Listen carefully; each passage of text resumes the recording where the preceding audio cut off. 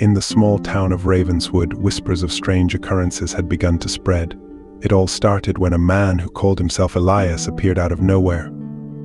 No one had seen him arrive, yet there he was, standing in the middle of the town square, wearing clothes that seemed oddly out of place. They weren't old-fashioned, but rather futuristic, sleek, silver garments that shimmered in the sunlight. Elias spoke little, and when he did, his words were measured, as if he was careful not to reveal too much. He rented a room at the old inn, paying with coins that looked like nothing anyone had ever seen. The innkeeper, Mrs. Waverley, was the first to notice something strange about him. He never seemed to age, and though weeks passed, he remained exactly the same, no stubble on his face, no weariness in his eyes. Curiosity got the better of the townspeople. They began to watch him closely, trying to uncover the mystery of this strange man. Some claimed they saw him disappear in the middle of the night, only to reappear at dawn. Others swore they heard strange humming noises coming from his room, like the sound of machines working in the dead of night. One day, young Tommy Miller, an adventurous boy with a knack for finding trouble, decided to follow Elias. He trailed him to the edge of the forest, where the old clock tower stood, a place long abandoned and forgotten by the townsfolk.